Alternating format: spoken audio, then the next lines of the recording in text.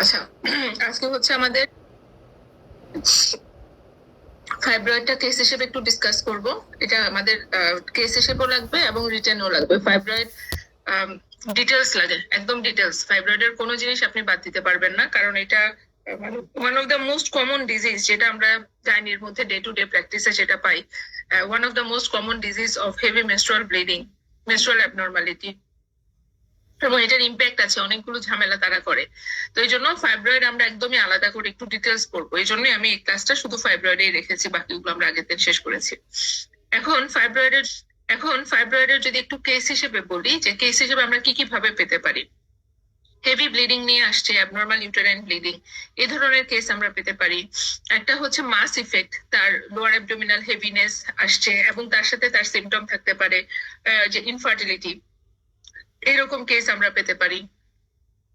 অথবা একটা ইনফার্টিলিটি ওরকম করে মাস ইফেক্ট নেই, কিন্তু ইনফার্টিলিটির সাথে তার ফাইব্রয়েড আছে, এরকম কেসও আমরা পেতে পারি। এখন যদি একটা রোগের ব্লিডিং অ্যাবনর্মালিটি থাকে, তাহলে আমরা অ্যাবনর্মাল ইউটেরাইন ব্লিডিং এই ডায়াগনোসিসটা আনতে পারি। AUBL, abnormal uterine bleeding and it is due to leiomyoma, এই ডায়াগনোসিসটা আমরা দিতে পারি। কিন্তু যদি কোনো ব্লিডিং অ্যাবনর্মালিটি না থাকে, শুধুমাত্র প্রেশার ইফেক্ট, শুধুমাত্র মাস ইফেক্ট বা ইনফার্টিলিটি, সেখানে আপনি ফাইব্রয়েড পাচ্ছেন, তখন কিন্তু অ্যাবনর্মাল ইউটেরাইন ব্লিডিং এই ডায়াগনোসিসটা যাবে না। আমরা ডাইরেক্টলি বলবো a case of fibroid uterus with infertility, এভাবে আমরা ডায়াগনোসিসটা করবো। এবং এই case of subfertility due to fibroid uterus এই কথাটা বলবো না, কারণ সাবফার্টিলিটির অনেকগুলো কারণ আছে, তার মধ্যে fibroid may be one of the cause, কিন্তু সেটা সোল কজ হিসেবে আপনি বলতে পারবেন না ক্লিনিক্যালি দাঁড়ায়, যে বাকি কজগুলোকে এক্সক্লুড না করে তো আমি ফাইব্রয়েডকে বলতে পারছি না। এবং ইনফার্টিলিটির বেলায় ইনফার্টিলিটির সাথে যে ডায়াগনোসিসই থাকুক, আপনি কখনো বলতে পারবেন না যে infertility due to this, subfertility due to this, এটা side diagnosis. Subfertility with this, subfertility with এই, এরকম করে করে ডায়াগনোসিস দিতে হয়। এখন এই পেশেন্ট গুলোর এজ প্রোফাইলটা কেমন থাকে? জেনারেলি বলা হয় 20% কেসে 20 ইয়ার্স এর আগে হয়, 40% কেসে 40 ইয়ার্স এর আগে হয়।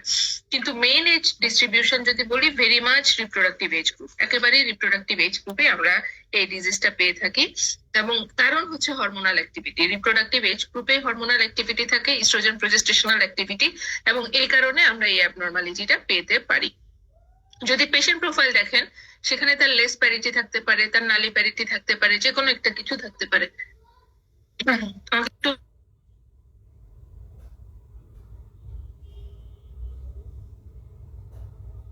আচ্ছা, লেস প্যারিটি, নালি প্যারিটি, এরকম প্যারাসলেট, এরকম এরকম থাকতে পারে। ইনফার্টিলিটি, এরকম তার প্রোফাইল থাকতে পারে।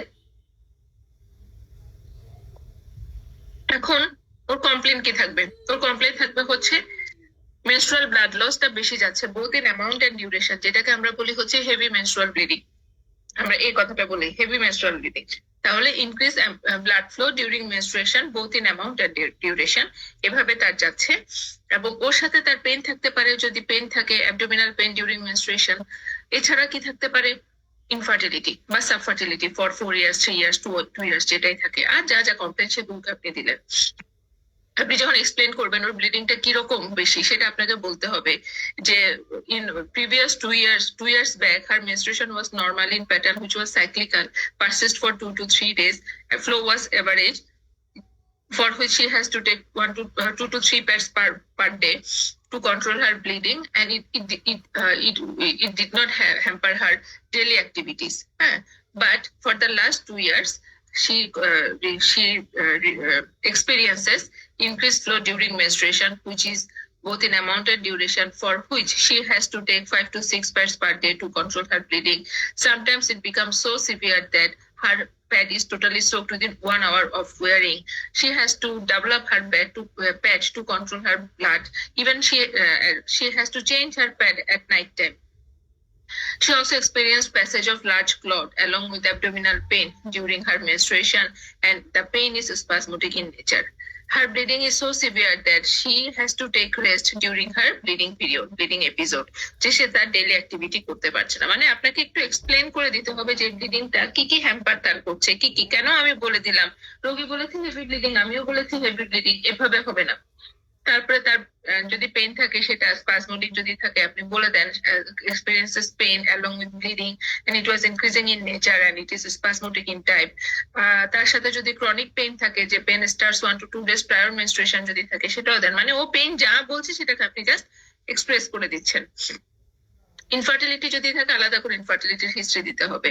এখানে আপনাকে খুব জরুরি কিছু মেডিকেল ডিসঅর্ডার আছে কিনা বলতে হবে, যেমন তার কোনো নন থাইরয়েড ডিসঅর্ডার, নন কোনো ডায়াবেটিস এগুলো আছে কিনা, সে কোনো ড্রাগ নেয় কিনা, তার কোনো হিট ইনটলারেন্স কোল্ড ইনটলারেন্স আছে কিনা, এগুলো আমরা মাঝে মাঝে হিস্ট্রিতে ঢুকাই যেহেতু ব্লিডিং বেশি বলছে সেখানে।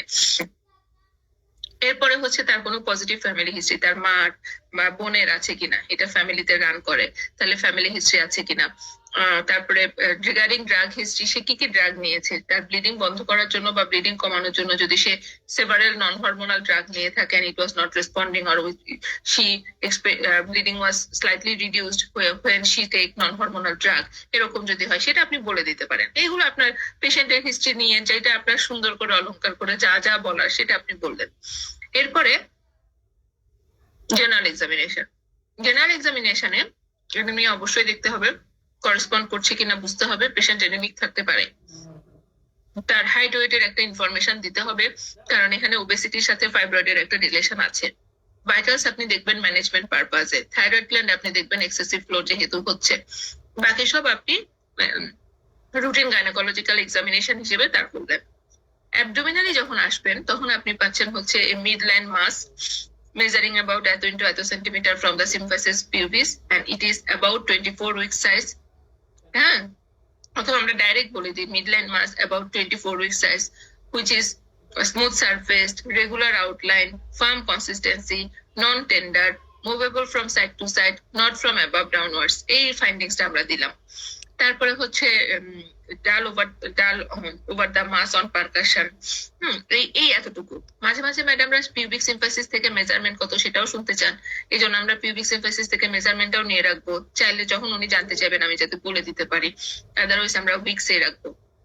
পারভাজেনালি যখন যাব ইন্সপেকশনে একেবারে নর্মাল হেলদি লুকিং ভালভা, তারপরে হচ্ছে on per speculum examination cervix looks apparently healthy, on bimanual examination mass is continuous with the cervix because on movement of the mass there is movement of the cervix and other findings are corroborative with the abdominal findings, মানে আমরা অ্যাবডোমিনালি যা যা পেয়েছি সেটাই আমি ভাইজানালি পাচ্ছি। এই দিয়ে আপনার কিন্তু এক্সামিনেশন শেষ হয়।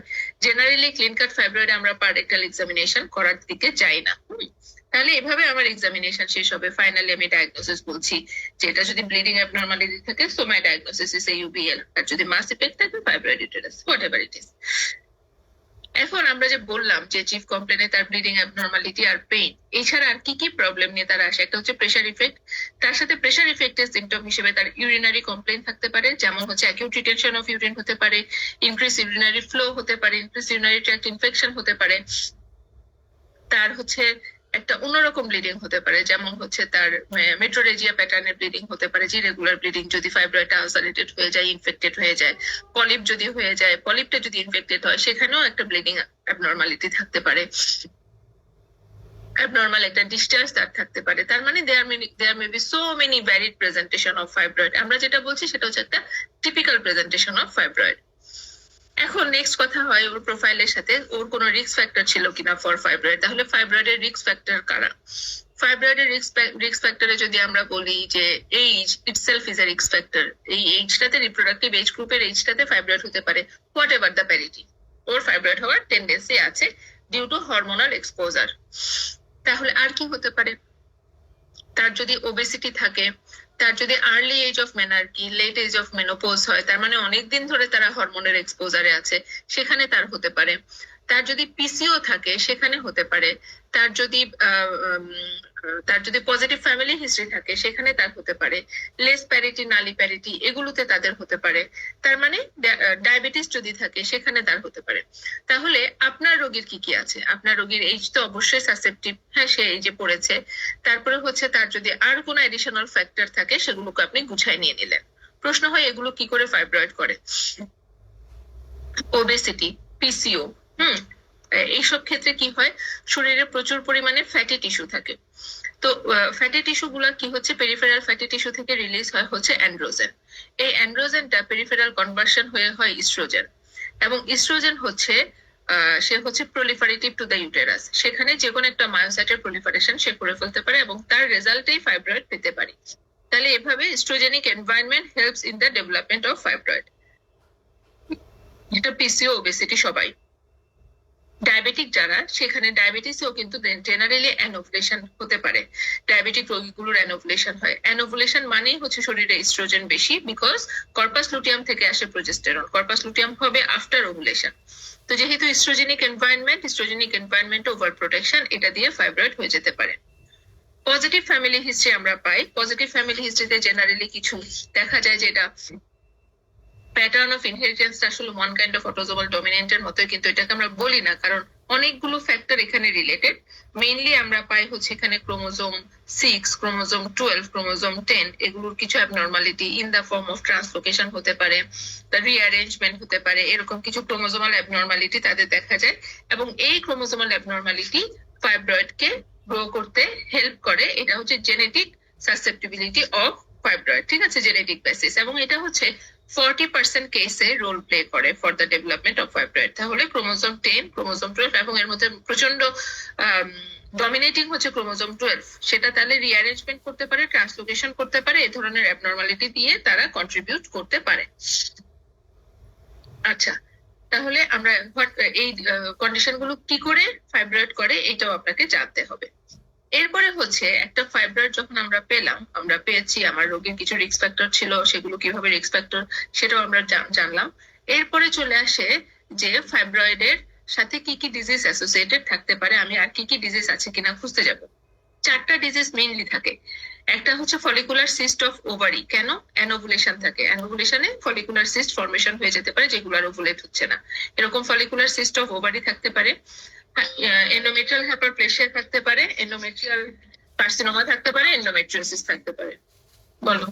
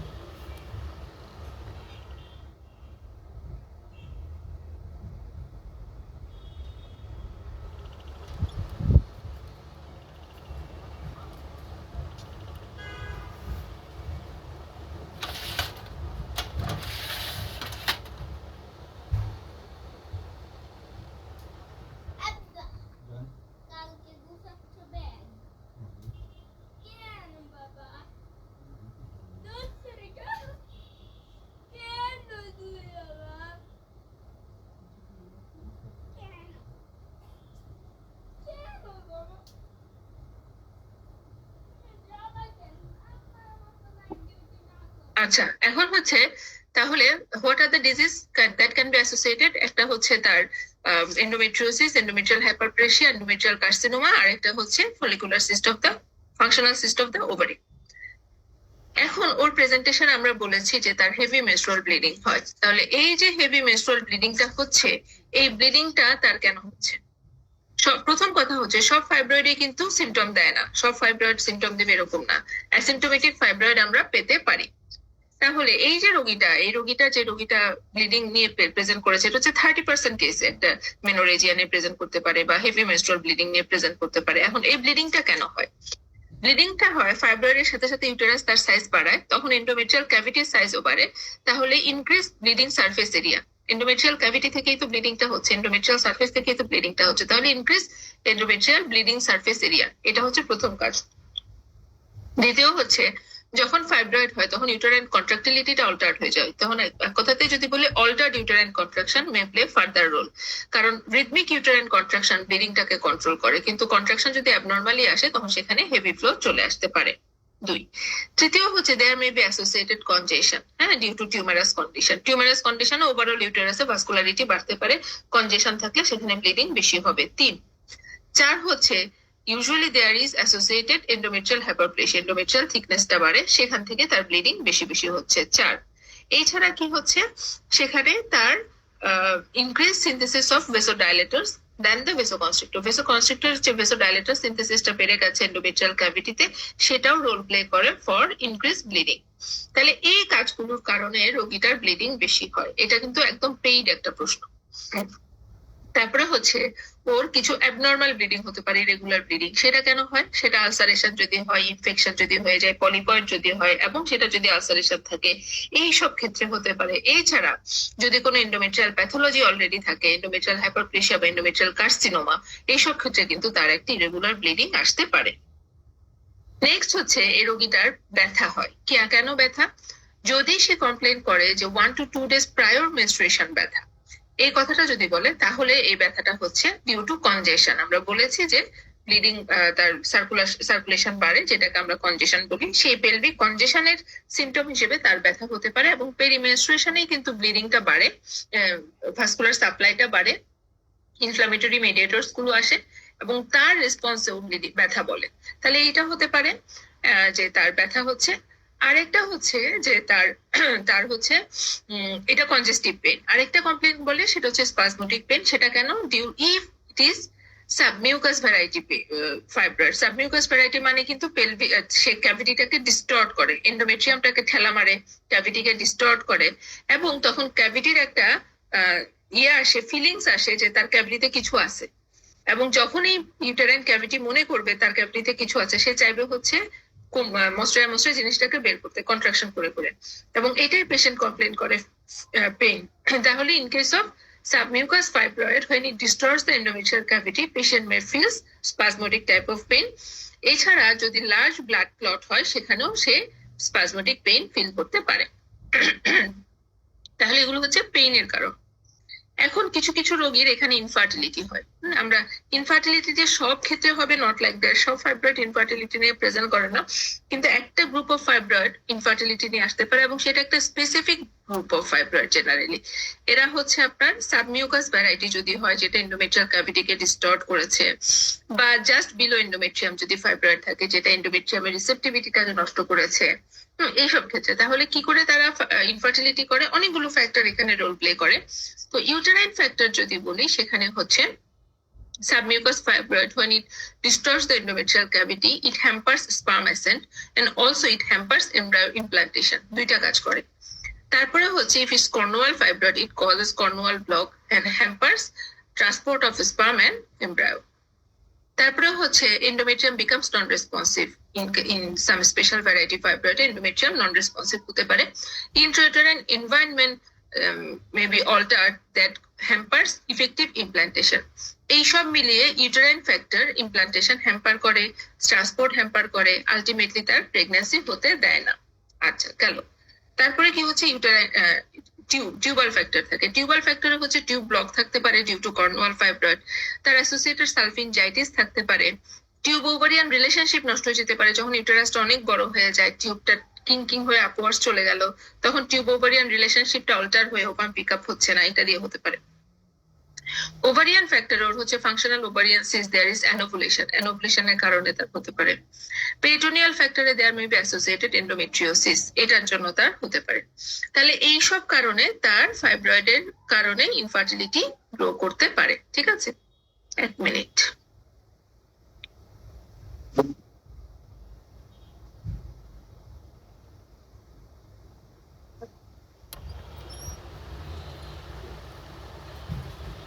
আমার একটু প্যারাসিটামল দাও, মাথা ব্যথা করছে।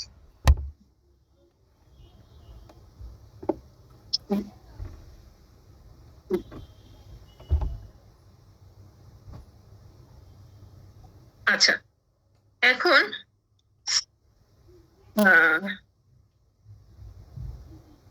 তাহলে ফ্যাক্টর, অনেকগুলো ফ্যাক্টর এখানে ইনফার্টিলিটি রোল প্লে করে। এরপর আসেন, যদি সে কোনো কারণে প্রেগন্যান্ট হয়ে গেল, সেখানে কিছু ইম্প্যাক্ট থাকে, নেগেটিভ ইম্প্যাক্ট। কি সেটা?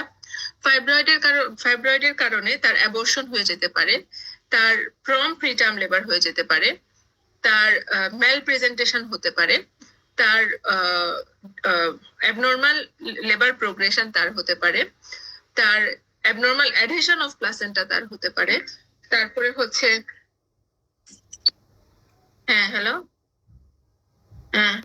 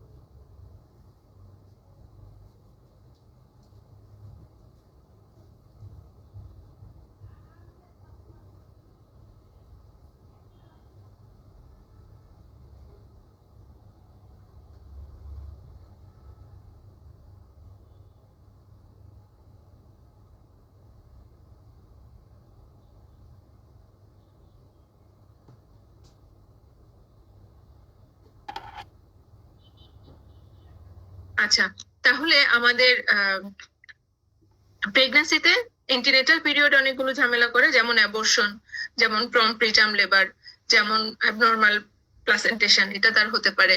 এরপরে হচ্ছে তার ম্যাল প্রেজেন্টেশন হতে পারে, অ্যাবনর্মাল ডিউরিং লেবার পিরিয়ড, সেখানে abnormal progression of labour pain, এটা হতে পারে। অপারেটিভ ইন্টারফারেন্স লাগতে পারে অবস্ট্রাক্টেড লেবারের জন্য, বা প্রেজেন্টিং পার্ট এঙ্গেজ হতে দিচ্ছে না, এগুলোর জন্য অপারেটিভ ইন্টারফারেন্স লাগতে পারে। পার অপারেটিভ তার ব্লিডিং বেশি হতে পারে, হ্যাঁ, অথবা পোস্টপার্টামে তার পিপিএইচ হতে পারে ইউটেরাইন অ্যাবনর্মাল ইউটেরাইন কন্ট্রাকশনের জন্য। এছাড়া হচ্ছে রিটেন প্লাসেন্টা তার হতে পারে। হ্যাঁ, তো প্রেগনেন্সি পিরিয়ডেও কিন্তু তার অনেকগুলো ঝামেলা হয় যখন সে ফাইব্রয়েডওয়ালা রোগী প্রেগনেন্ট হয়।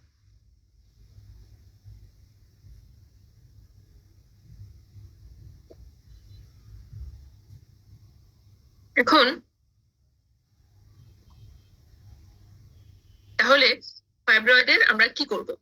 ফাইব্রয়েডের আরেকটা কমপ্লিকেশন হয়, সেটা হচ্ছে ডিজেনারেশন অফ ফাইব্রয়েড, এবং প্রেগনেন্সিতে একটা স্পেসিফিক ডিজেনারেশন হয়, এটার নাম হচ্ছে রেড ডিজেনারেশন অফ ফাইব্রয়েড। এবং এটা হচ্ছে very much pregnancy specific complication. কি হয় এখানে? ফাইব্রয়েড এই ইউটেরাসটা তার সাইজে বড় হয়, ফাইব্রয়েড বলছি, প্রেগনেন্সিতে ইউটেরাস তার সাইজে বড় হয়, এবং তখন এই যে র্যাপিডলি এনলার্জ ইউটেরাইন সাইজ, সেটা হচ্ছে ফাইব্রয়েডের যে সার্কুলেশন সেটাকে কম্প্রেস করে ফেলতে পারে, কারণ ফাইব্রয়েডের নিজস্ব কোনো সার্কুলেশন নাই, ও পেরিফেরি থেকে সার্কুলেশনটা পায়। র্যাপিডলি এনলার্জিং ইউটেরাস গিয়ে সেখানে তার পেরিফেরাল সার্কুলেশনটাকে কম্প্রেস করে দিতে পারে, এবং যখন এই কম্প্রেশনটা হয় তখন সেখানে ইস্কেমিয়া হয়। ইস্কেমিয়াটা সেন্ট্রাল থেকে শুরু হয়, সেখানে ফলোড বাই নেক্রোসিস। ফাইব্রয়েডটার কনসিস্টেন্সি সফট হয়ে যায়, লিকুইফাইড হয়ে যেতে পারে, এবং তখন এই ইস্কেমিক নেক্রোসিসের একটা পেন রোগী বলে। কেমন থাকে পেনটা? একটা সেন্টার, একদম একদম স্পেসিফিক একটা জায়গা ফাইব্রয়েডের এরিয়াতে সে লোকালাইজ করে দেয়। কনস্ট্যান্ট একটা pain, rapidly increasing, agonising in nature, sometimes একটু ফিভারিশ ফিলিং তার থাকতে পারে। কি করব আমরা? এটা তো ডিউ টু ইস্কেমিয়া নেক্রোসিস, ও রোগী ভর্তি হবে, ওকে কমপ্লিট রেস্টে দিয়ে দিতে হবে, ওকে স্ট্রং অ্যানালজেসিক দিতে হবে। অনেক সময় আমরা ওপিওয়েড অ্যানালজেসিক দিয়ে থাকি। হাসপাতাল ভর্তি হিসেবে ও হয়তো একটা অ্যাকোয়ার্ড ইনফেকশন প্রিভেন্ট করার জন্য অ্যান্টিবায়োটিক পাবে, বাট রেড ডিজেনারেশন অফ ফাইব্রয়েডে there is no role of antibiotic, কারণ এটা ইনফেকশনের জন্য হয় নাই। এবং এটা হচ্ছে স্পন্টেনিয়াসলি রিজলভ করে যায় উইদিন 7 to 10 days। হ্যাঁ, স্পন্টেনিয়াসলি রিজলভ করে যায়, তখন আমরা তাকে আবার ছেড়ে দিই। There is no role of surgery, যে রেড ডিজেনারেশন হয়ে আসছে আমরা তাকে সার্জারি করব, সার্জারি করে রিমুভ করবো, এই ধরনের কোনো রোল এখানে নাই। এটা হচ্ছে রেড ডিজেনারেশন। এটা একটা প্রশ্ন আপনাদের থেকে যায়, এটা থাকে, কেসেও জিজ্ঞেস করে এবং এটা রিটেনেও প্রশ্ন আসে। আচ্ছা, এখন আমরা তো এতগুলো জিনিস জানলাম, কেন কেন হয় বুঝলাম, রিস্ক ফ্যাক্টর জানলাম, and there are some other degeneration also, একটু পড়ে নিবেন। হাইলিন ডিজেনারেশন, রেড ডিজেনারেশন, এগুলো অনেকগুলো ডিজেনারেশন আছে, জাস্ট আমরা একটু নাম করে নিলেই হয়ে যাবে। নেক্সট হচ্ছে আমি এই রোগীটাকে ইয়ে করার জন্য, ডায়াগনোসিস কনফার্ম করার জন্য কি ইনভেস্টিগেশন অফার করি generally. Ultrasonography is the best way to diagnose fibroid uterus, কিন্তু মোড অফ আলট্রাসোনোগ্রাফি চেঞ্জ হতে পারে। যেমন এই রোগীটা যদি হয় হচ্ছে আমরা জাস্ট ইউটেরাসটা বড় হয়েছে কিন্তু অ্যাবডোমিনালি এখনো পালপেবল হয় নাই, মানে 12 উইকস এর নিচে সাইজ, হ্যাঁ সেখানে আপনার ফাইব্রয়েড ইউটেরাস মনে হচ্ছে, তখন অ্যাপ্রোচটা হবে টিভিএস। কারণ টিভিএস দিয়ে আমি ভালো ইভালুয়েশন করতে পারবো পুরো ইউটেরাসটাকে।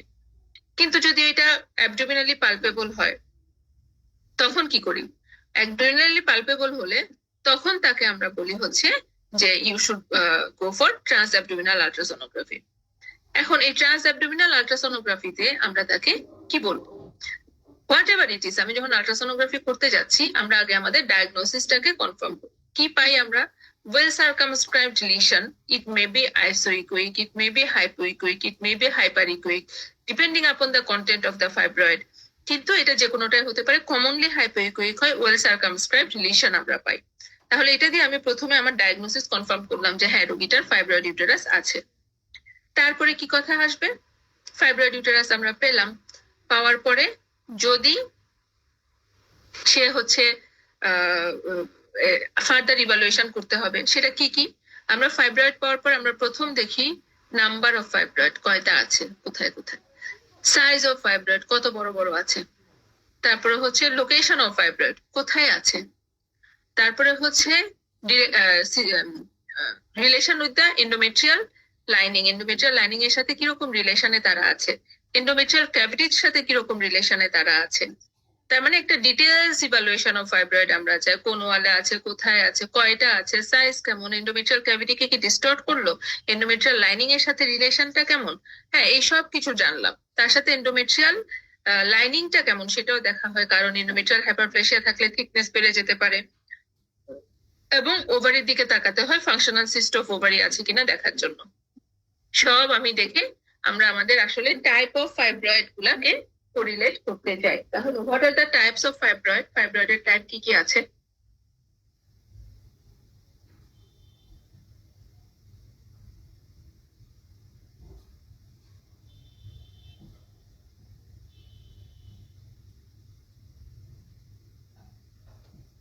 ফাইব্রয়েডের যদি আমরা এই যে আমরা টিবিএস করি বা যেটা করি, আমাদের ফাইব্রয়েডের একদম টোটাল ইভালুয়েশন আমরা চাই, এবং আমরা AUBL এর সাব ক্লাসিফিকেশনটা আসলে করতে চাই, AUBL এর যে সাব ক্লাসিফিকেশন। তাহলে এখানে আমরা ওভারঅল যদি ব্রড ডিসকাশন বলি, আমরা জেনারেলি ফাইব্রয়েড পাই সাবসেরাস, ইন্ট্রামুরাল এন্ড সাবমিউকাস, এই 3 প্যাটার্নের পাই। কিন্তু এর মধ্যেও সেটাও কিরকম সাবমিউকাস, সেটা কিরকম ইন্ট্রামুরাল, এই ইভালুয়েশনটাও আমাদের লাগে, যেটা আমাদের AUBL এর সাব ক্লাসিফিকেশনটা করে দেয়।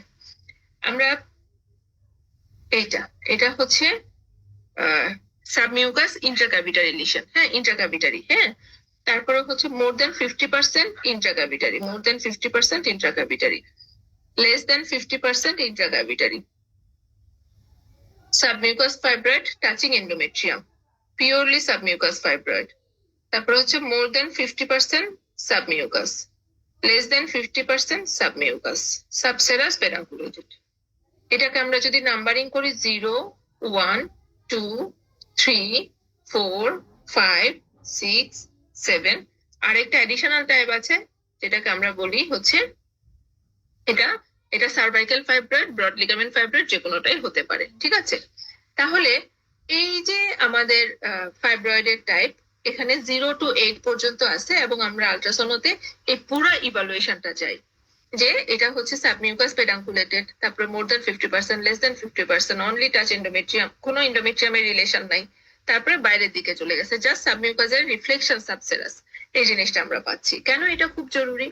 এটা হচ্ছে আমাকে যেমন টাইপটাকে ক্লিয়ার করছে, তেমন আমাকে সে ট্রিটমেন্ট প্ল্যান দিচ্ছে। যেমন একটা সাবসেরাস পেডাঙ্কুলেটেড, সাবমিউকাস পেডাঙ্কুলেটেড, এটার জন্য আমি হিস্টেরোস্কোপিক অ্যাপ্রোচ চাই। মোর দেন 50% ইন্ট্রাক্যাভিটারি, এটার জন্য আমি হিস্টেরোস্কোপিক অ্যাপ্রোচ চাই।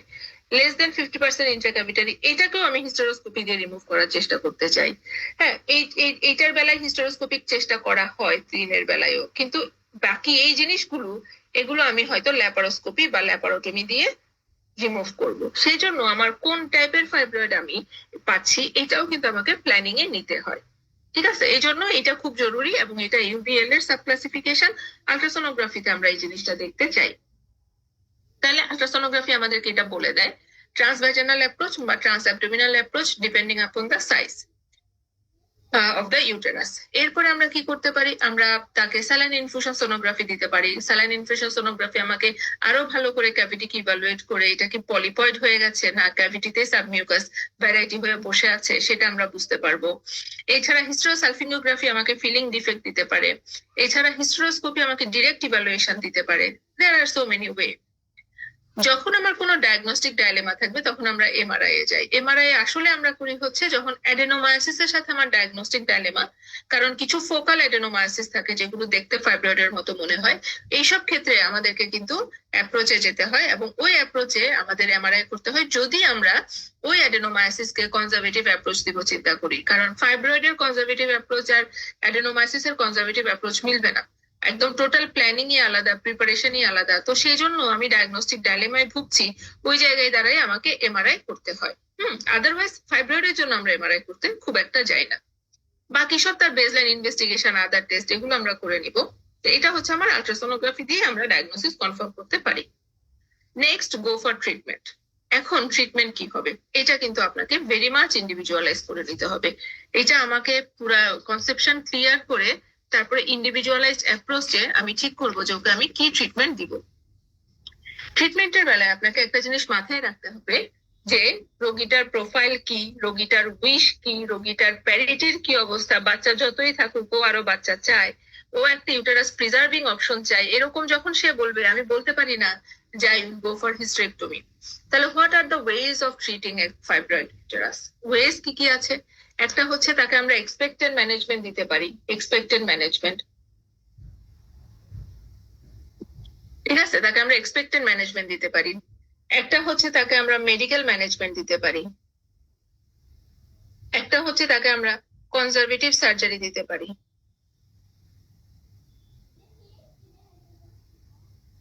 আর এটা হচ্ছে তাকে আমরা ডেফিনিট সার্জারি করে ফেলতে পারি।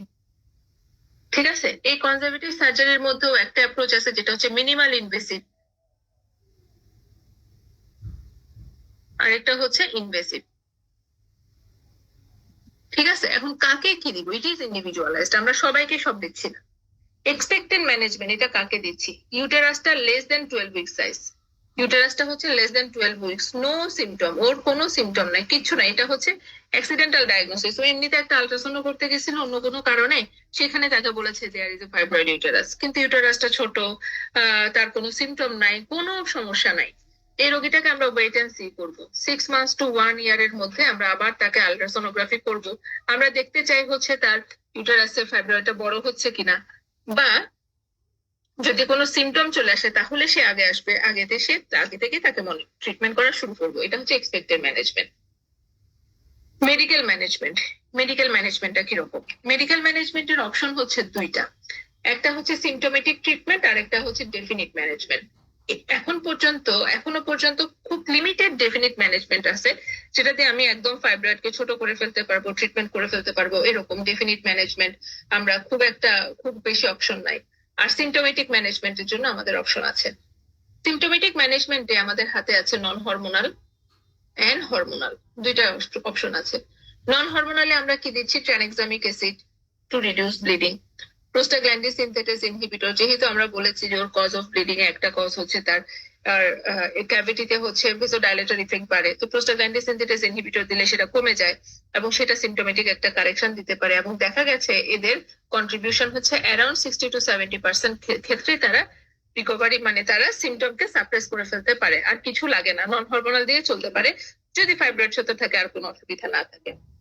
হরমোনাল ট্রিটমেন্ট আমরা কি দিতে পারি? সিমটোমেটিক হিসেবে যদি বলি, সেখানে আমরা তাকে ওসিপি দিয়ে রাখতে পারি, সেখানে তাকে আমরা কন্টিনিউয়াস প্রজেস্টেরন দিয়ে রাখতে পারি। হ্যাঁ, প্রজেস্টেরন তাকে আমরা দিয়ে দিতে পারি, ওসিপি আছে, প্রজেস্টেরন আছে, এগুলো আমরা দিতে পারি সিমটোমেটিক ট্রিটমেন্ট হিসেবে। এবং ডেফিনিট যদি বলি, এখানে এখনকার রোল আসছে ইউলিপ্রিস্টাল, এটা হচ্ছে প্রজেস্টেরন রিসেপ্টর মডিউলেটর, এটা আমরা দিতে পারি। জিএনআরএইচ অ্যানালগের একটা অপশন তাদের আছে। কেন আমরা এটা ভাগ করছি? আমি যখন ওসিপি দিব বা প্রজেস্টেরন দিবে, এটা কি করে? এটা তার ব্লিডিংটাকে কমায়। ব্লিডিংটাকে কমায় ফেলে। ওর তো প্রবলেম হচ্ছে ব্লিডিং, ও বারবার বলছে ওর ব্লিডিং বেশি হয়। তো আমি নন হরমোনাল দিয়েছি, তার সাথে একটা হরমোনাল হয়, সেটা ওসিপি বা যে কোনো একটা প্রোজেস্টেশনাল ড্রাগ আমি তাকে দিয়ে দিলাম, সেটা ব্লিডিংটাকে সাপ্রেস করে রেখে দিবে। এটা হচ্ছে সিমটোমেটিক। কিন্তু এটা আপনার ইউটেরাসের ওই যে ফাইব্রয়েডের সাইজ ছোট হওয়া, ওই জায়গাগুলোতে এদের কোনো রোল নাই, এরা কোনো রোল প্লে করে না। ডেফিনিট কেন বলছি, আমি যদি প্রোজেস্টেরন রিসেপ্টর মডিউলেটর দিই ইউলিপ্রিস্টাল অ্যাসিটেট, ইউলিপ্রিস্টাল অ্যাসিটেট কিন্তু ফাইব্রয়েডের সাইজকেও ছোট করে, ব্লিডিং ও কমাচ্ছে, সবই করতেছে। তার মানে সে কিন্তু একটা ডেফিনিট ম্যানেজমেন্ট হিসেবে আসতে পারে।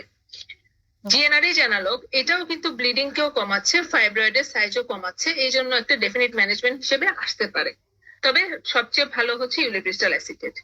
কিন্তু এটার প্রবলেম কি, এটা সব জায়গায় করতে পারবে না। যদি স্মল ফাইব্রয়েড হয়, 3 to 4 centimetre in size, 3 to 4 in number, এগুলোতে সে একদম টোটাল কিওর করে ফেলতে পারে, সে একদম টোটাল কিওর করতে পারে। তো সেই জন্য যদি আমরা টোটাল কিওর চাই, একটা আনম্যারিড মেয়ে ছোট একটা ফাইব্রয়েড দেখা যাচ্ছে, হ্যাঁ সে এখনই তো বাচ্চা টাচ্চা নেওয়ার কোনো জায়গা নাই, এবং সেখানে আমরা তাকে জাস্ট ইউলিপ্রিস্টাল অ্যাসিটেট দিয়ে 3 মাস যদি টানা দিয়ে দিই, অনেক সময় সেটা রিকভারি হয়ে যায়। তো এটা হচ্ছে ইউলিপ্রিস্টাল অ্যাসিটেটের যেটা আমরা টানা 3 মাস দিব, এবং 5 মিলিগ্রাম আমরা টানা 3 মাস দিব। 3 মাস পরে অফ করে দিলে সেখানে ফাইব্রয়েড তার ছোট হয়ে যায়, এবং খুব ছোট থাকলে সেগুলো একদম ভ্যানিশও হয়ে যেতে পারে। এটা হলো একটা গ্রুপ। কিন্তু কাউকে কাউকে আমরা ইউলিপ্রিস্টাল অ্যাসিটেট জিএনআরএইচ প্রি অপারেটিভলি দিই। প্রি অপারেটিভলি কেন দিই?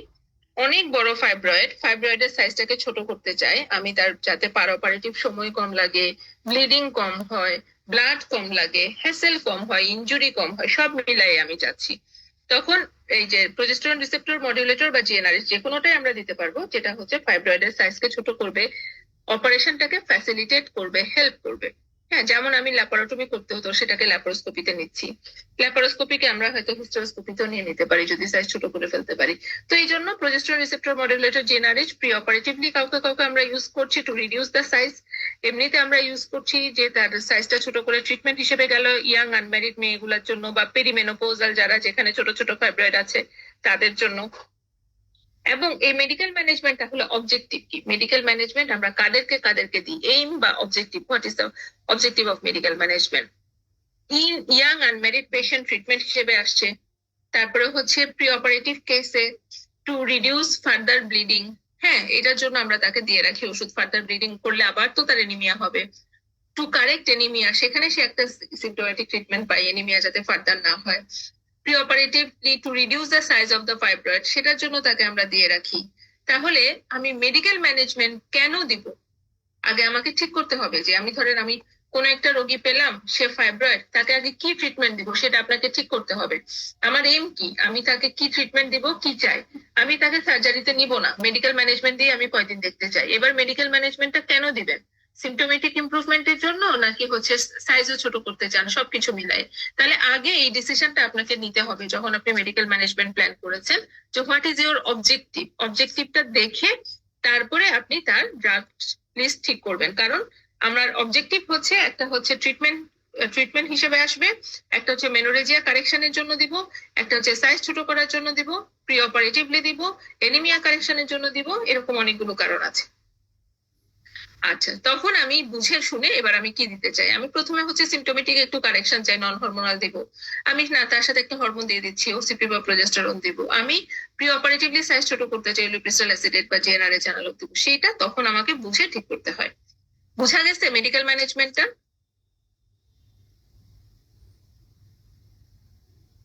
বুঝা গেছে?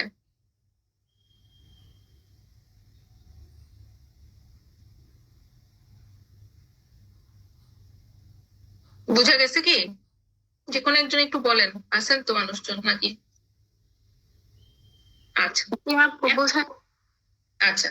তারপরে আসেন আমাদের কিছু কনজারভেটিভ সার্জারি আছে। আর ডেফিনিট ম্যানেজমেন্ট তো হচ্ছে হিস্টেরেক্টমি করে ফেলা, টিউমার আছে জড়াই ফেলে দেবে। কনজারভেটিভ সার্জারি কাদেরকে আমরা দিই? Conservative surgery those who wants, এটা নিয়ে কোনো কথাই নাই। এটা এমন না যে ফ্যামিলি কমপ্লিট না তাদের দেব, না, ঘটনা সেটা না। ফ্যামিলি কমপ্লিট হলেও সে একটা কনজারভেটিভ অ্যাপ্রোচ চাচ্ছে, তার মেডিকেল ম্যানেজমেন্ট রেসপন্ড করছে না, তাকে আপনি সার্জারিতে যেতে হবে, কিন্তু সে জরায়ু ফেলবে না, হ্যাঁ সে চায় না জরায়ু ফেলতে। তাহলে এই রোগীটা একটা ডেফিনিট ক্যান্ডিডেট যে তাকে আমার কনজারভেটিভ অ্যাপ্রোচে যেতে হবে। আগে আমরা বলতাম মায়োমেক্টমি হচ্ছে যারা ফার্টিলিটি চাই তাদের জন্য প্রিজার্ভ, আদারওয়াইজ যাবো না। এখন কিন্তু সেটা নাই, কারণ মায়োমেক্টমি এতই স্মুথ একটা অপারেশন, এতটাই সুইটেবল একটা অপারেশন, হিস্টেরেক্টমির চেয়ে ইজি হয়ে গেছে, তাই না মায়োমেক্টমি? তো সেজন্য যারাই চায় তাদেরকে মায়োমেক্টমি করা যাবে। মায়োমেক্টমি জীবনে কয়বার করা যাবে? যতবার ইচ্ছা ততবার করা যাবে, এটা নিয়ে কোনো কথাই নেই। তো সেই জন্য আমরা মায়োমেক্টমি কনজারভেটিভ সার্জারি হিসেবে রেখেছি। মায়োমেক্টমি এবার কাদেরকে দিব? যদি আসলে ফার্টিলিটি চাই তাদের জন্য এই মায়োমেক্টমিটা হচ্ছে best option. Till now myomectomy হচ্ছে বেস্ট অপশন। আদার কনজারভেটিভ যে অপশন গুলো, সেগুলো এখনো প্রেগনেন্সি সেফ হয়ে ডাটা অ্যাভেলেবল ডাটা এখনো কম, সেজন্য এখনো পর্যন্ত মায়োমেক্টমি বেস্ট অপশন। তাহলে যে রোগীটা মায়োমেক্টমি চাচ্ছে তাকে কিছু কথা আমার বলতে হবে। There is chance of recurrence, আবার রিকারেন্স হতে পারে, তার রিল অ্যাপারোটমি লাগতে পারে, আবার তার ফার্দার তার পারসিস্টেন্স অফ সিমটম হতে পারে, যে তার সে ব্লিডিংটা পারসিস্ট করছে, এটা হতে পারে। তার ফার্টিলিটি, যদি সে ফার্টিলিটি চায়, সেটা অ্যারাউন্ড 40% কেসে তার ফার্টিলিটির চান্স আছে 40 to 60%। তাহলে এই কথাগুলো আমাকে বলে নিতে হবে যে তুমি মায়োমেক্টমি চাচ্ছ, তোমার আবার কিন্তু হতে পারে, আবার তোমার সেম অপারেশন নিতে হতে পারে, আবার তোমার সিমটমটাও পারসিস্ট করে যেতে পারে, তোমার ফার্টিলিটির চান্সও যে একেবারে 100% তা কিন্তু না।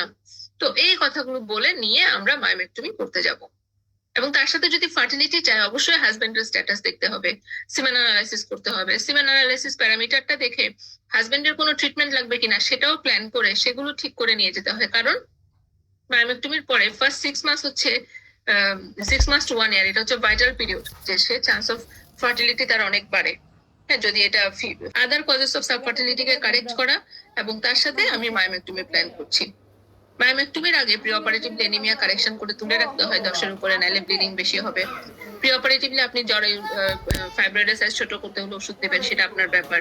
পার অপারেটিভলি আমরা চাই হচ্ছে মিনিমাল ইনসিশন উইথ ম্যাক্সিমাম ইনিউপ্লেশন, মিডলাইন ইনসিশন প্রেফার করা হয়। ব্লিডিং কমানোর জন্য ট্রানএক্সামিক অ্যাসিড দিতে পারি, ইন্ট্রাটিউমারাস আমরা হচ্ছে ভেসোপ্রেসিন দিতে পারি টু রিডিউস ব্লিডিং। তারপর হচ্ছে আমরা ইউটেরাইনারি কম্প্রেস করে রাখতে পারি টু রিডিউস ব্লিডিং। এই ব্যাপারগুলো করা হয় পার operative.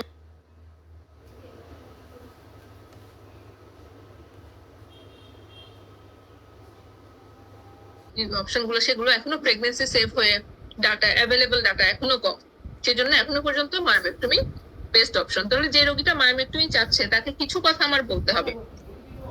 There is chance of recurrence, আবার রিকারেন্স হতে পারে, তার রিল অ্যাপারোটমি লাগতে পারে, আবার তার ফার্দার তার পারসিস্টেন্স অফ সিমটম হতে পারে, যে তার সে ব্লিডিংটা পারসিস্ট করছে, এটা হতে পারে। তার ফার্টিলিটি, যদি সে ফার্টিলিটি চায়, সেটা অ্যারাউন্ড 40% কেসে তার ফার্টিলিটির চান্স আছে 40 to 60%। তাহলে এই কথাগুলো আমাকে বলে নিতে হবে যে তুমি মায়োমেক্টমি চাচ্ছ, তোমার আবার কিন্তু হতে পারে, আবার তোমার সেম অপারেশনে যেতে হতে পারে, আবার তোমার সিমটমটাও পারসিস্ট করে যেতে পারে, তোমার ফার্টিলিটির চান্সও যে একেবারে 100% তা কিন্তু না। তো এই কথাগুলো বলে নিয়ে আমরা মায়োমেক্টমি করতে যাব। এবং তার সাথে যদি ফার্টিলিটি চাই, অবশ্যই হাজবেন্ডের স্ট্যাটাস দেখতে হবে, সিমেন অ্যানালাইসিস করতে হবে। সিমেন অ্যানালাইসিস প্যারামিটারটা দেখে হাজবেন্ডের কোনো ট্রিটমেন্ট লাগবে কিনা সেটাও প্ল্যান করে সেগুলো ঠিক করে নিয়ে যেতে হয়। কারণ মায়োমেক্টমির পরে ফার্স্ট 6 মাস হচ্ছে 6 মাস to 1 year, এটা হচ্ছে ভাইটাল পিরিয়ড, যে সে চান্স অফ ফার্টিলিটি তার অনেক বাড়ে। হ্যাঁ, যদি এটা ফাইব্রয়েডের জন্য হয়ে থাকে। তো এর মধ্যে যদি এবার আমি মায়োমেক্টমি করলাম, তারপরে হাজবেন্ডেরটা দেখতে গেলাম, সেটাতে অ্যাবনর্মাল পাই, সেটা আবার ঠিক করতে সময় লাগছে, তাহলে একটা ঝামেলা। এই জন্য হাজবেন্ডেরটা দেখে নিয়ে সেটা ঠিক করা, আদার কজেস অফ সাবফার্টিলিটিকে কারেক্ট করা, এবং তার সাথে আমি মায়োমেক্টমি প্ল্যান করছি। মায়োমেক্টমির আগে প্রি অপারেটিভ এনিমিয়া কারেকশন করে তুলে রাখতে হয় 10-এর উপরে, নাইলে ব্লিডিং বেশি হবে। প্রি অপারেটিভলি আপনি জ্বরে ফাইব্রয়েডের সাইজ ছোট করতে হলে ওষুধ দেবেন, সেটা আপনার ব্যাপার। পার অপারেটিভলি আমরা চাই হচ্ছে মিনিমাল ইনসিশন উইথ ম্যাক্সিমাম ইনিউপ্লেশন, মিডলাইন ইনসিশন প্রেফার করা হয়। ব্লিডিং কমানোর জন্য ট্রানএক্সামিক অ্যাসিড দিতে পারি, ইন্ট্রাটিউমারাস আমরা হচ্ছে ভেসোপ্রেসিন দিতে পারি টু রিডিউস ব্লিডিং। তারপরে হচ্ছে আমরা ইউটেরাইনারি কম্প্রেস করে রাখতে পারি টু রিডিউস ব্লিডিং। এই ব্যাপারগুলো করা হয় পার অপারেটিভ। একসময় বন্ডেজ ক্ল্যাম্প না, কিন্তু ব্লিডিং কমানোর যাবতীয় জিনিস আমরা এখানে অ্যাপ্লাই করব। এবং এই রোগীটার অবশ্যই একটা ড্রেন দিয়ে রাখতে হবে, কারণ হচ্ছে মায়োমেক্টমি রোগীগুলোর একটা রিঅ্যাকশনারি ফিভার হয় ডিউ টু হেমোরেজ। ওদের একটু একটু করে ব্লিডিং হয়, সেটা অ্যাবডোমিনালি কালেকশন হয়, সেটা থেকে তার একটা ফিভার আসতে পারে। তো ওই জন্য তাকে একটা ড্রেন দিয়ে রাখা, যতক্ষণ পর্যন্ত কালেকশন আসে, তারপরে ওটা অফ করা। যদি কোনো কারণে এন্ডোমেট্রিয়াল ক্যাভিটি ওপেন হয়ে যায়, আমরা কোনো এন্ডোমেট্রিয়াল ক্যাভিটি রিপেয়ার করব না, আমরা ইন্ট্রাউটেরাইন একটা ক্যাথেটার দিয়ে আসবো, এবং 7 to 10 days পরে সেই ক্যাথেটারটাকে জাস্ট রিমুভ করব। ইন দ্য মিন টাইম তার এন্ডোমেট্রিয়ামটা রিপেয়ার হয়ে যাবে, কারণ এন্ডোমেট্রিয়াম র্যাপিডলি রিকভারি করে ফেলে। তো এইভাবে আমরা মায়োমেক্টমিটা করলাম। মায়োমেক্টমির পরে সে যদি বাচ্চা চায়, বলা হয় যে মিনিমাম 3 মাস, 3 মাস পরে থেকে সে ট্রাই করবে, অথবা সে নিজেকে যখন ফিট মনে করবে তখন থেকে সে ট্রাই করবে বাচ্চার জন্য। এবং যদি সে এরপরে ট্রাই করছে, 3 মাস হয়ে গেছে, এখনো সে কনসিভ করে নাই, তখন বলা হয় যে সে একটা হিস্টেরোসালফিঙ্গোগ্রাফি করে আসবে। সেই হিস্টেরোসালফিঙ্গোগ্রাফিতে তার কোনো টিউব ব্লক হয়ে গেছে কিনা সেটা দেখবে। আর যখন তার মায়োমেক্টমি করা হয়েছিল ওই সময় অবশ্যই তার টিউব চেক করে আসতে হবে। আফটার মায়োমেক্টমি টিউব চেক করে আসতে হবে যে টিউবটা পেটেন্ট আছে কিনা, কারণ subfertility is the main issue. তো এখানে আপনার এটা করে আসতে হবে। তারপর আফটার আফটার মায়োমেক্টমি সে কনসিভ করতে পারছে না, ওর জন্য ইনভেস্টিগেশন হবে হচ্ছে hysterosalpingography to assess the tubal status. এ হচ্ছে মায়োমেক্টমি রোগী। এখন একটা রোগী সে ফার্টিলিটি চায় না, ফার্টিলিটি নিয়ে অত ইস্যু না, হইলে হইলো না হইলে নাই, কিন্তু সে জরায়ু ফেলবে না, এরকম একটা রোগী। তার জন্য কিন্তু মায়োমেক্টমির মতো এটাও কিন্তু one of the conservative surgery হলো, এটা কিন্তু ম্যাসিভ ইনভেশন, কারণ আমি রেকটাস টেকটাস ওপেন করে ঢুকি। তো এটা কিন্তু মেজর সার্জারি, মাইনর সার্জারি না। তো কিছু মাইনর সার্জিক্যাল অ্যাপ্রোচ আছে, তখন তার জন্য চলে আসে হচ্ছে ইউট্রাইন আর্টারি এম্বোলাইজেশন, হাইফু। সেটা এমআরআই গাইডেড হতে পারে, আল্ট্রাসোনো গাইডেড হতে পারে, এ ধরনের হাইফু। তারপর হচ্ছে রেডিও ফ্রিকোয়েন্সি অ্যাবলেশন, এই অ্যাবলেশন হয়ে যেতে পারে ওর জন্য অপশন। তাহলে এই ধরনের অপশন গুলোতে সে যেতে পারে। এগুলো প্রেগনেন্সি নিয়ে যেহেতু সেফ না, সেজন্য যে অরিজিনালি একদম সে ভেরি মাচ ডাইং হার্ট, যে সে প্রেগনেন্সি তার লাগবে, তাদের জন্য আমরা জেনারেলি এগুলো বলি না, কারণ প্রেগনেন্সি লাগবে সেখানে 100% সেফটি ডাটা এগুলো নাই। যদিও দেখা গেছে প্রসিডিওর উপরে কেউ কেউ প্রেগনেন্ট হয়েছে, কিন্তু তার মানে এনা সিল দিয়ে দিয়েছে যে প্রেগনেন্সি যারা চায় তাদেরকে করো, এরকম সেফটি অ্যাভেলেবল সেফটি ডাটা না আসা পর্যন্ত এটা রিকমেন্ডেশন হিসেবে আসবে না। তো ওই জন্য ওদের জন্য মায়োমেক্টমি বেস্ট। কিন্তু যারা চাচ্ছে যে হ্যাঁ আমি ইউটারাসটা ফেলবো না, এর মধ্যে বাচ্চা হইলে হবে না হলে না, এরকম ডাইং হার্ট না, তাদের জন্য আমরা এই ধরনের যে কোনোটাই যেতে পারি। এবং এর মধ্যে যারা বাচ্চা আসলে রিলেটিভলি চায়, ওদের জন্য HIFU is the best option. High intensity focused ultrasound, এটা আমরা বেস্ট বলি। এমআরআই গাইডেড হতে পারে, আল্ট্রাসাউন্ড গাইডেড হতে পারে, ডিপেন্ডিং আপন দ্য স্ট্যাটাস। এছাড়া রেডিও ফ্রিকোয়েন্সি অ্যাবলেশন, আর একটা হচ্ছে ইউটারাইন আর্টারি এম্বোলাইজেশন, এগুলো আমরা করতে পারি। ইউটারাইন আর্টারি এম্বোলাইজেশনে আমরা হচ্ছে ফিমোরাল আর্টারি দিয়ে যাওয়া হয়, এবং সেখানে হচ্ছে পলিভিনাল ক্লোরাইড একটা ডাই দিয়ে ইউটারাইন আর্টারির যে সাপ্লাইং ফাইব্রয়েডের যে সাপ্লাইং ভেসেল, সেই ভেসেলটাকে অক্লুড করে দেওয়া হয়। সেখানে ইস্কেমিয়া নেক্রোসিস হয়ে আস্তে আস্তে সেটা ছোট হয়ে যায় এবং ডিজলিউট হয়ে যায়। ওইভাবে তাদের ট্রিটমেন্ট করা হয়। এটার ভয় হচ্ছে অনেক সময় ওভারিয়ান ফেলিওর করে দিতে পারে যদি ওভারিয়ান ভাস্কুলেচারকে সে অক্লুড করে দেয়। তারপর পেইন থাকে, পোস্ট প্রসিডিউরাল তার একটা ফিভার আসে। হ্যাঁ, তো এই ধরনের কিছু প্রবলেম তাদের হতে পারে। আদারওয়াইজ ভালোই, একটা পেইন ফিল থাকে, আদারওয়াইজ ভালোই। এবং এটা হচ্ছে বেসিক্যালি ইস্কেমিক নেক্রোসিস। হ্যাঁ, ইস্কেমিক নেক্রোসিস করে ফাইব্রয়েডটাকে ছোট করে ফেলা হয়, লিকুইফাই করা হয়। এমআরআই গাইডেড ফোকাসড আল্ট্রাসাউন্ড বা আল্ট্রাসোনো গাইডেড ফোকাসড আল্ট্রাসাউন্ড যেটা, সেটাতে আল্ট্রাসনিক এনার্জি দেওয়া হয়। একটা ম্যাপিং করে কোথায় আছে ফাইব্রয়েডটা দেখে ওইখানে ultrasonic energy, sound energy convert to thermal energy, thermal এনার্জিটা সেখানে কোয়াগুলেশন নেক্রোসিস করবে, কোয়াগুলেশন নেক্রোসিস করে সেই জিনিসটাকে নষ্ট করে দিবে। এইভাবে সে কাজ করে। রেডিও ফ্রিকোয়েন্সি অ্যাবলেশনও একই রকম, থার্মাল এনার্জি কোয়াগুলেটিভ নেক্রোসিস করে দেয়, এভাবে কাজ করে। আরেকটা অপশন আছে, সেটা হচ্ছে এলএনজিআইওএস। এলএনজিআইওএস হচ্ছে কিছু স্পেসিফিক মানুষদের জন্য, আমরা এটাকে ফার্স্ট লাইন ড্রাগ হিসেবেও চলে আসে আফটার নন হরমোনাল ড্রাগ। সেটা কারা? যাদেরকে আমরা মেডিকেল ম্যানেজমেন্ট দিতে চাচ্ছি এবং অ্যারাউন্ড 40 ইয়ার্স এর একটা মহিলা, তার হচ্ছে ইউটেরাসটা সাইজটা এখনো 12 সপ্তাহের বেশি হয় নাই, 12 সপ্তাহের ভিতরে আছে, এন্ডোমেট্রিয়াল ক্যাভিটিটা ডিস্টর্ট হয় নাই, ফাইব্রয়েড আছে 3 to 4 inch number, 3 to 4 centimetre in size, ক্যাভিটিটা খুব ইনট্যাক্ট আছে, অ্যারাউন্ড 40 ইয়ার্স, ইউটেরাসটা এত তাড়াতাড়ি ফেলে দিতে চাচ্ছি না, বা কনজারভেটিভ অ্যাপ্রোচ গুলো তো ইনভেসিভ, সেগুলো অ্যাভয়েড করতে চাচ্ছি, আমরা এলএনজিআইওএস দিয়ে দিতে পারি। এলএনজিআইওএস কি করবে? ওকে তো অ্যামিনোরিক করে দিবে। অ্যামিনোরিক করে দিলে কিন্তু ওর আর কোনো প্রবলেম নাই সিমটোমেটিক রিলিফ। ডেসিডুয়ালাইজ করে দেয় এন্ডোমেট্রিয়ামটাকেও প্রোটেক্ট করলো। ওইটা ডুয়েল প্রোটেকশন হিসেবে সে কন্ট্রাসেপটিভ অ্যাপ্রোচও রাখলো, কারণ 40 বছরের মহিলা নিশ্চয়ই সে বাচ্চা চায় না, কিন্তু ইউটেরাস প্রিজার্ভিং অপশনও তার থাকলো। এভাবে এলএনজিআইওএস ও তার জন্য একটা ওয়ে হতে পারে, এবং আলটিমেটলি সে যখন মেনোপোজাল হয়ে যাবে তার ইউটেরাসটা আর ফেলতে হলো না, এটাও অপশন হতে পারে। তাহলে এখন আপনি কি দিবেন আপনার রোগীকে? এটা পুরাটাই নির্ভর করছে পেশেন্ট প্রোফাইল, পেশেন্ট কি চাচ্ছে তার উপরে নির্ভর করে। কেসে দাঁড়ায় আমরা আমার রোগীকে মায়োমেক্টমি যদি করতে চাই, হোয়াই মায়োমেক্টমি, আমি যদি হিস্টেক্টমি করে ফেলতে চাই, ইভেন এখানে অনেকগুলো কথা আসে। তার socio economic condition, patient compliance, তার previous history, need of blood transfusion, কত দেরি করে সে ডাক্তারের কাছে আসলো, কতটা কমপ্লায়েন্ট রোগীটা, ইকোনমিক্যাল সলভেন্সি তার কেমন আছে, বারবার থ্রেট সে নিতে পারবে কিনা, এগুলো আমার চিন্তা করতে হয়। এটা কেসে দাঁড়ায় আপনার। কিন্তু যখন একটা সিনারিও দিয়ে প্রশ্ন দিবে, সেখানে বয়স, factor and her wish, all this play role, যে আমি তাকে কি ট্রিটমেন্ট দিব, but these are the treatment options. বুঝাতে পারছি জিনিসটা?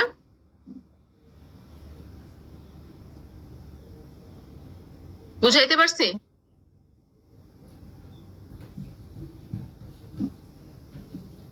জি আপু। কারো কোনো প্রশ্ন আছে? কারো কোনো কোয়ারি আছে?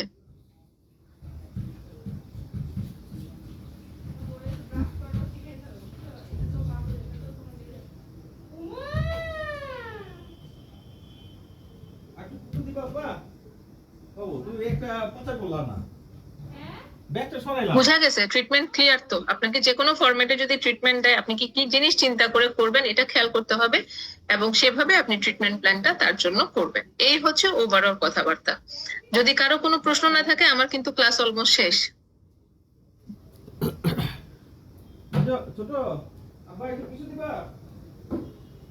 আচ্ছা, আমরা কি সব সময় ইন্টারভেন ক্যাথেটার দিয়ে নিব ডিউরিং মায়োমেক্টমি? না, যদি আমার এন্ডোমেট্রিয়াল ক্যাভিটি ওপেন হয়, ক্যাভিটি ওপেন হলে তখন দিতে হয়, আদারওয়াইজ না। আচ্ছা, ওকে। হ্যাঁ, হ্যালো।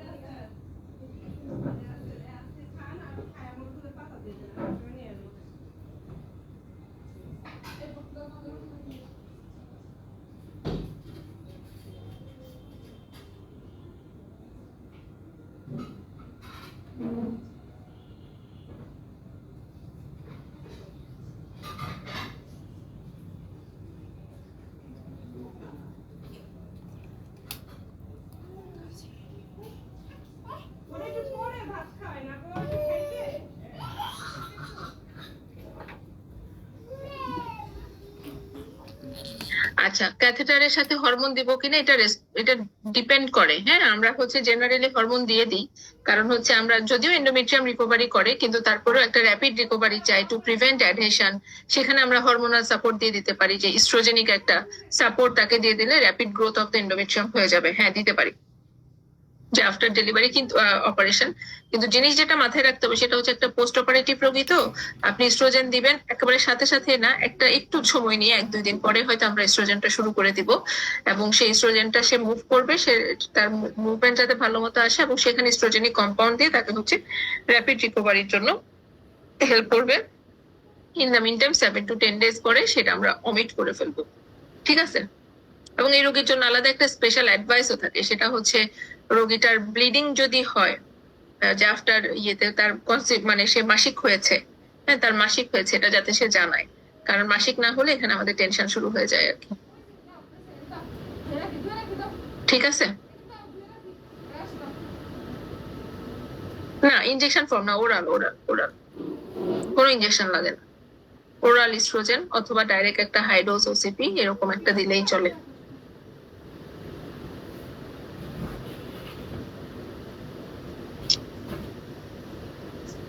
আর কোনো প্রশ্ন? মাসিক না হলে আমরা কি চিন্তা করবো আপু?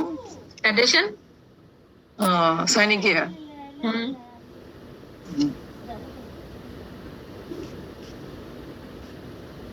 ওর এই কারণেই তো ক্যাথেটারটা দিয়ে রাখা হয়েছিল, ক্যাভিটিটাকে অ্যাপার্ট করে এন্ডোমেট্রিয়াম যাতে হিল হয়ে যায় সেজন্য। আর কোনো প্রশ্ন? ফাইব্রয়েডটা বোঝা গেছে ক্লিয়ারলি সবার কাছে? আচ্ছা, ফাইব্রয়েডটা দত্ত থেকে করবেন আপনারা, চেফকট থেকেও করবেন। ইউলিপ্রিস্টাল অ্যাসিটেট নিয়ে কিছু কথা বলে দিই। ইউলিপ্রিস্টাল অ্যাসিটেট আমরা জেনারেলি যখন দিই 5 মিলিগ্রাম করে দিই, টানা 3 মাস দিই। 3 মাস পর অবশ্যই সে বন্ধ করবে, এবং তার একটা ব্লিডিং হতে হবে, উজ্জ্বল ব্লিডিং হইতেই হবে। তারপরে হচ্ছে যদি তার মনে হয় যে সে আরেকবার সাইকেলটা আরেকবার চালাতে চায়, ফাইব্রয়েড ছোট হয়েছে, পুরোপুরি যায় নাই, সে আরেকবার রিপিট করতে পারে, কিন্তু এর চেয়ে বেশি রিপিট করার কোনো জায়গা নাই। কারণ ইউলিপ্রিস্টাল অ্যাসিটেট যখন আমরা দিব সে হচ্ছে এন্ডোমেট্রিয়ামের একটা প্যাথোলজি করে, এন্ডোমেট্রিয়াল থিকনেস বাড়ায় দেয়। কারণ আনঅপোজড ইস্ট্রোজেন থাকে, প্রোজেস্টেরন তার মতো কাজ করতে পারতেছে না, রিসেপ্টরে লাগতে পারতেছে না, তখন হচ্ছে শুধুমাত্র ইস্ট্রোজেনিক হাইপারপ্লেসিয়া চলতে থাকে, থিকনেস বেড়ে যায়। এবং ওই থিকনেস বেড়ে গেলে তখন হচ্ছে সেখানে চান্স অফ ব্লিডিংটা মানে একটা অ্যাবনর্মাল ব্লিডিং এর ভয় চলে আসে। এই জন্য ইউনিপ্রিস্টাল অ্যাসিটেট 3 মাসের পরে অবশ্যই ব্রেক করতে হয়। ইম্পর্টেন্ট হিস্ট্রি নিতে হবে, তার কোনো লিভার ডিজিজ আছে কিনা, সিএলডি রোগী কিনা, কখনো হেপাটিক কমাটমা হয়েছিল কিনা, চেকলিস্ট হিসেবে দেখে নিতে হয়, bilirubin and liver function test করে নিতে হয়, তারপরে তাকে আমরা দিই। যদি কোনো হেপাটিক ইম্পেয়ারমেন্ট থাকে ওকে ইউলিপ্রিস্টাল অ্যাসিটেট দেওয়া যাবে না, এটা অবশ্যই মাথায় রাখতে হবে। ইউলিপ্রিস্টাল অ্যাসিটেট খাওয়া অবস্থায় আমরা তাকে প্রেগন্যান্সি অ্যালাউ করি না, সেই জন্য বলা হয় যে অল্টারনেট কোন একটা কন্ট্রাসেপটিভ সে অ্যাপ্রোচে থাকবে, মেকানিক্যাল ব্যারিয়ারই সে ইউজ করতে পারে। ইউলিপ্রিস্টাল অ্যাসিটেট কিভাবে কাজ করে, সে মেইনলি যেটা করে সেটা হচ্ছে প্রোজেস্টেশনাল রিসেপ্টর গুলোকে সে ব্লক করে। তখন হচ্ছে প্রোজেস্টেরন মেডিয়েটেড যে টিউমারাস কন্ডিশনে যে প্রলিফারেশনটা হচ্ছিল সেটাকে সে সাপ্রেস করে দেয়, reduce tumour size, induce apoptosis করে সে ফাইব্রয়েড সাইজ ফার্দার কমায়, নিউ ভাস্কুলারাইজেশনটাকে সে প্রিভেন্ট করে, তারপরে হচ্ছে সে অ্যানোভুলেশনকে ইনডিউস করে দিতে পারে। এভাবে মাল্টিফ্যাক্টরিয়াল ওয়েতে সে হচ্ছে ফাইব্রয়েডের সাইজটাকে কমায়, ব্লিডিংটাকে বন্ধ করে, এবং রোগীকে সিমটোমেটিক রিলিফ এবং ট্রিটমেন্ট পারপাসেও আমরা অনেক সময় ইউজ করে ফেলতে পারি। এটা হচ্ছে ইউলিপ্রিস্টাল অ্যাসিটেটের কথাবার্তা, একটু রাখেন মাথায়, কারণ এটা আলাদা করে একটা প্রশ্ন চলে আসে। হ্যাঁ, আচ্ছা, তাহলে আর জিএনআরএইচ অ্যানালগের কথা কি? জিএনআরএইচ অ্যানালগ যেহেতু আমরা প্রি অপারেটিভ রোগীকে দিই, সেটা সফট করে ফেলে, ডিভাইডিং প্লেনটাকে নষ্ট করে ফেলে, পারসিস্ট করে যেতে পারে টিউমার, সেজন্য কশাস থাকতে হবে ডিউরিং অপারেশন। যখন একটা রোগী জিএনআরএইচ অ্যানালগ পাইছিল, ও দেখতে হবে পার অপারেটিভ কোনোভাবে যাতে কোনো মিস না হয়, ডিভাইডিং প্লেনটা খুঁজে নিতে একটু কষ্ট হয় এটা। কিন্তু জিএনআরএইচ অ্যানালগ সাইজ ভালোই ছোট করে। এটা আমরা জেনারেলি 3 months to 6 months এর মধ্যে আমরা অপারেশনের প্ল্যান করি। 6 মাসের বেশি যদি কোনো রোগী জিএনআরএইচ অ্যানালগ পায়, অ্যাডব্যাক থেরাপি দিতে হবে, নাইলে মেনোপোজাল কমপ্লিকেশন গুলো তাদের চলে আসে। তো এই জন্য আসলে ফাইব্রয়েডের রোগী যাকে আমরা ট্রিটমেন্ট দিচ্ছি বাই জিএনআরএইচ অ্যানালগ, সেটা 3 to 4 months এর বেশি জেনারেলি দেওয়া হয় না। আমরা 6 months এর বেশি দিই, ম্যাক্সিমাম ক্ষেত্রে সেগুলো এন্ডোমেট্রিওসিস, এরকম ক্রনিক পেন, সেই রোগীগুলোকে। সেই জন্য ফাইব্রয়েডের বেলায় অ্যাডব্যাক থেরাপি জিএনআরএইচ অ্যানালগে দেওয়া হয় না, যেহেতু আমরা শর্ট পিরিয়ড অফ টাইমের জন্য দিয়ে থাকি। ঠিক আছে, তাহলে মোটামুটি কি শেষ করতে পারছি আজকের ক্লাস? জি। তাহলে আজকে আমরা শেষ করি। আচ্ছা, ইয়ে আছেন, রিপন ভাই আছেন? আচ্ছা, যাই হোক, তাহলে আমরা শেষ করলাম। হ্যাঁ, থ্যাংক ইউ সবাইকে।